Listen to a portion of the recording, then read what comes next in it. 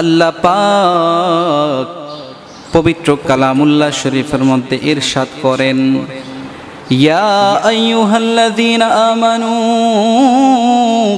তুবু ইলাল্লাহি তাওবাতান নাসুহা। ও দুনিয়ার ঈমানদার, তোমরা আল্লাহর কাছে খাঁটি দিলে তওবা করে নাও, কেননা এই দুনিয়াতে থাকতে তোমাদের জন্য সুযোগ রয়েছে, আখিরাতে গেলে আর কখনো তোমরা সুযোগ পাবা না। কাল হাসরের ময়দানে মানুষ যখন তার আমলনামা পেয়ে যাবে, তখন সে একটা নেকির জন্য তার মায়ের দরবারে যাবে। মায়ের কাছে গিয়ে বলবে, মাগো, একটা নেকির জন্য আটকে গেছি, একটা নেক দাও। বাবার কাছে যাবে, বাবা বলবে, না না, আমার কোনো সন্তান নাই, আমি নেক দিতে পারবো না। আবার যাবে ভাইয়ের কাছে, ভাইও দিতে চাইবে না। শেষ পর্যন্ত আল্লাহ রাব্বুল আলামিনের দরবারে গিয়ে বলবে, ওগো আল্লাহ, আমার মা বাবা ভাই বোন কেউ তো আমাকে নেক দিতে রাজি হয় নাই, একটা নেকের জন্য আজকে জাহান্নামে যাব, দয়া করে আমাকে তুমি সুযোগ দাও, দুনিয়াতে গিয়ে আবার তওবা করে নেই। তখন আল্লাহ রাব্বুল আলামিন বান্দাকে উদ্দেশ্য করে বলবে, বান্দারে,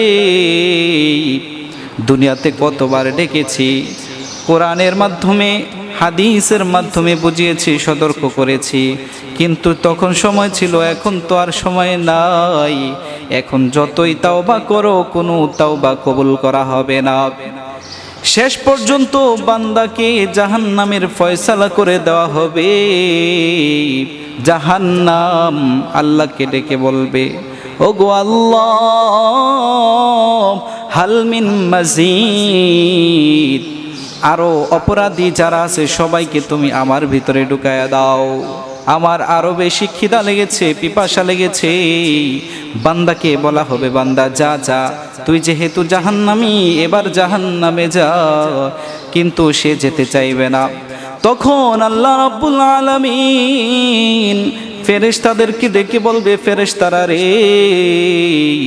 এই বান্দা জাহান্নামী, তাকে জাহান্নামে টেনে হিঁচড়ে নিয়ে যাও, তার হাতে পায়ে বেড়ি বেঁধে নাও, তাকে হাতে পায়ে শিকল পরিয়ে টেনে টেনে জাহান্নামে নিয়ে যাও। কারণ এই বান্দাকে আমি দুনিয়াতে সুযোগ দিয়েছি, এই বান্দা সুযোগকে কাজে লাগায় নাই, এই বান্দা দুনিয়াতে থাকতে তাওবা করে নাই, সুতরাং এখন তাকে জাহান্নামে যেতে হবে, জাহান্নাম ছাড়া আর কোনো উপায় নাই। এবার ফেরেশতারাটাকে জাহান্নামে নিয়ে যাওয়ার জন্য শিকল বেঁধে টেনে টেনে নিতে চাইবে। এই মুহূর্তে বাঁচানোর জন্য আর কেউ আসবে না।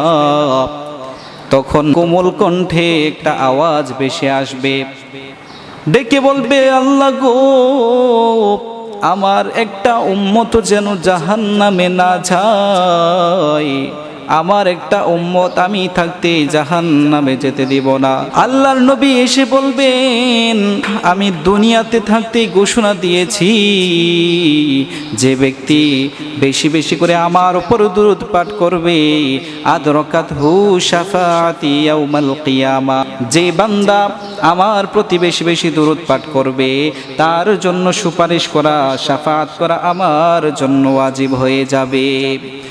ওই কঠিন ময়দানে আল্লাহর নবী, বিশ্ব